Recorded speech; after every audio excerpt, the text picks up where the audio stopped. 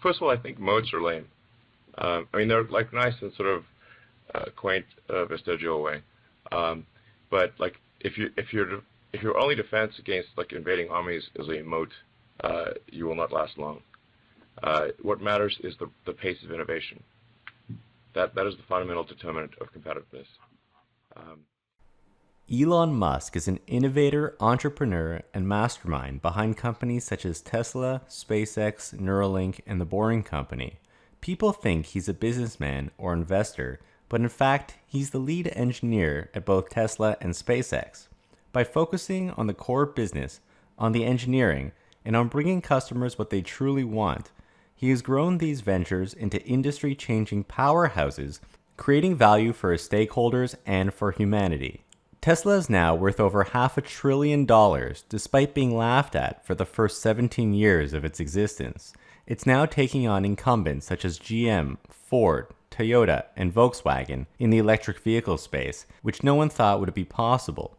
But even the monstrous oil companies such as Exxon and Chevron and BP are now shaking in their boots.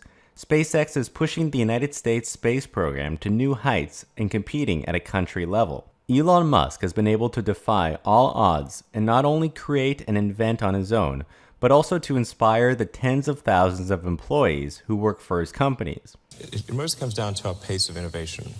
Our pace of innovation is much, much faster than the big aerospace companies or the sort of country-driven systems.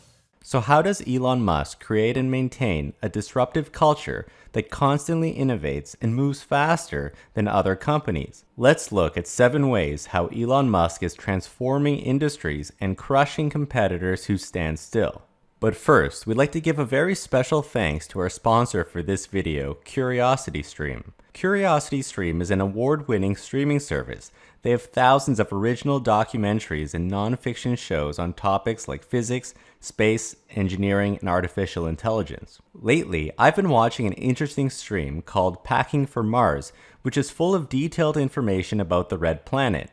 Now, if you go to curiositystream.com/TMIO, you can sign up with our special promo code TMIO, and for just $15, you get a subscription for the entire year. CuriosityStream also features 35 curated collections, so if you want to learn about a topic such as AI and robotics, they group together hand-picked shows so you can watch them all together. So for the price of just 3 cups of coffee, you can watch CuriosityStream anywhere, anytime on any device. So head on over to curiositystream.com/TMIO and use our code TMIO to take advantage of this offer and get a year's subscription for just $15. Elon Musk started Tesla and SpaceX by betting each of these entire companies on ideas that he believed in.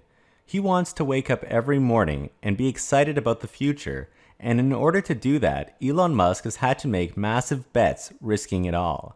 Why even begin? When something is important enough, you do it even though the odds are not in your favor. How much of your personal fortune have you poured into this?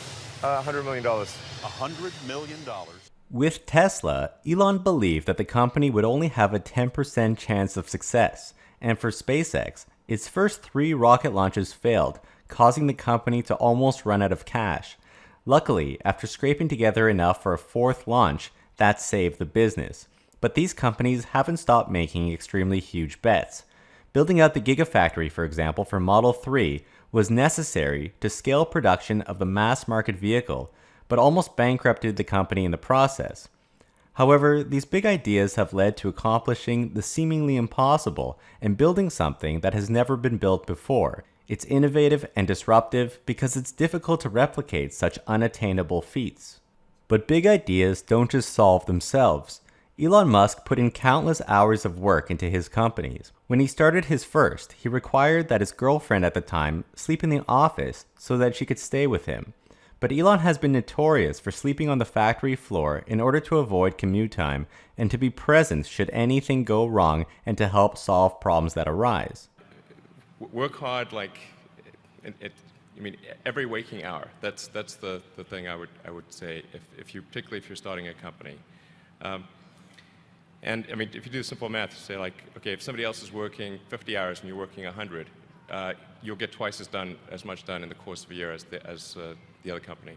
If competitors are working 40 hours a week, Elon and his team are working at least double that amount of time, which has allowed Tesla and Elon's other companies to move much faster than competitors.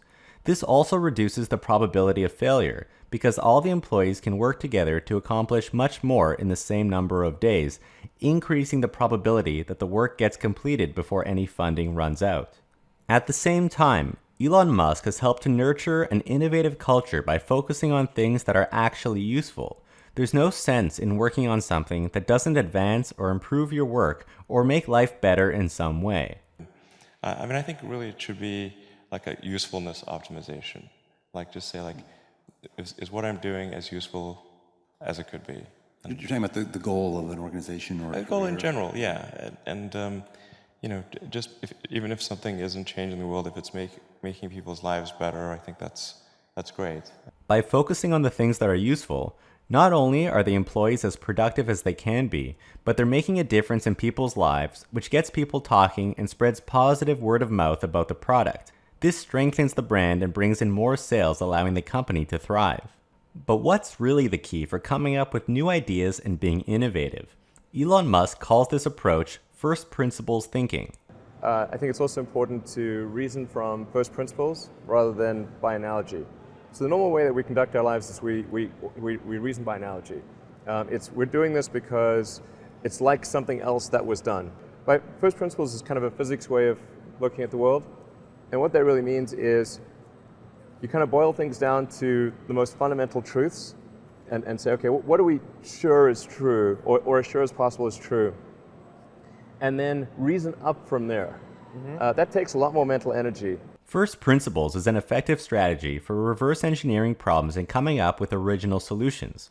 Instead of analogizing, Elon Musk looks at what actually needs to be achieved and starts by brainstorming ideas on how to get there. The best example he has about first principles is essentially the story of how SpaceX started. Elon Musk was looking to purchase a rocket and discovered that the price was upwards of $65 million. Instead of thinking, well, that must be the price, Elon looked at the cost of the raw materials to build a rocket and discovered that they only made up about 2% of the actual cost. He decided to build his own rockets by founding SpaceX, which has inspired thousands of new creative ideas and methods in order to build something from the ground up that has proven to be much cheaper than buying third-party, ready-made rockets at a high premium. First principles is a ground-up approach that allows people to have the mindset of a scientist and use the most basic known building blocks to solve problems and unleash creative potential. Now, even smart engineers can make dumb mistakes, and one of the biggest engineering traps, according to Elon, is how does a smart engineer make dumb mistakes? Is optimize something that shouldn't exist. Don't optimize something that shouldn't exist.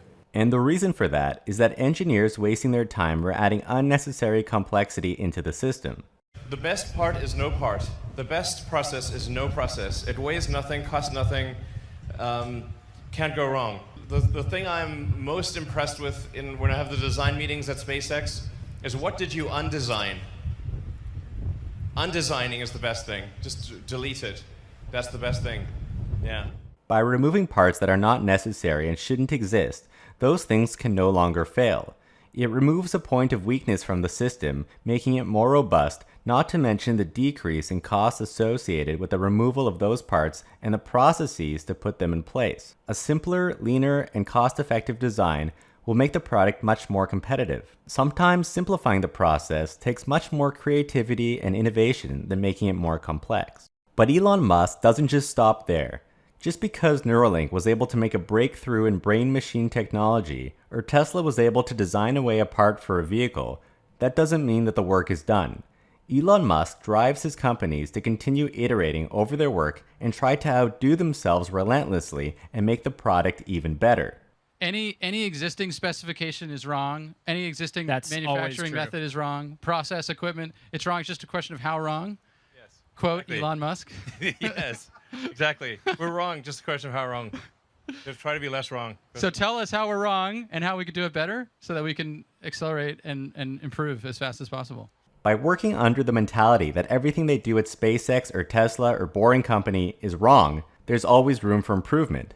If you thought the design was perfect, you would simply stop trying to fix it, and thus innovation would decrease and competitors would eventually catch up. One characteristic of monopolies is that they forget how they got to where they did, and they forget to innovate because there's simply no need to. They can survive off their current product or service lineup. However, as big as Tesla gets, it is the largest of the Elon Musk companies for now. By keeping the "we're always wrong" methodology in place, they're unlocking the possibility of endless future growth. But even with great workers, sometimes bureaucracy takes hold or upper management becomes self-absorbed and tries to push their own agenda. The structure of each company helps to prevent this from happening. At the Elon Musk companies, they promote flat hierarchies to prevent this. But you know, you have a fairly flat hierarchy. You promote rapid communication. Sort of a best ideas wins culture, as opposed to this, you know, having the seniority of the person decide the solution. Which, I mean, that should never be the case in engineering. It should always be, you know, a rational basis. No matter who you are, a new employee, an intern, a 19-year-old student, it doesn't matter. The best ideas bubble to the top no matter where they come from. Anyone can be innovative and come up with groundbreaking ideas, but sometimes the structure of the company itself prevents this creativity from getting through. Large companies tend to have this issue, while startups are known to have more of a creative problem-solving culture. Otherwise, they would be easily wiped out by larger firms. Elon Musk has called Tesla a collection of startups, and through his methodologies of pushing away bureaucracy, letting the best ideas flow through, and inspiring engineers to work their hardest and create new and useful products, Tesla, SpaceX, Neuralink, and the Boring Company are pushing the pace of innovation to new levels. I hope you enjoyed this video. Please be sure to check the description below for more information about our sponsor for this video, CuriosityStream. Please hit the like button on this video, we'd super appreciate that, and don't forget to subscribe and push the bell button to be notified of our upcoming Tesla content. You can support us further on Patreon at patreon.com/themarketisopen, and a very special thanks to Bradford Ferguson of Halter Ferguson Financial and all of our patrons that helped to support our channel. Your support helps us to continue to make great content. Thank you guys so much for watching.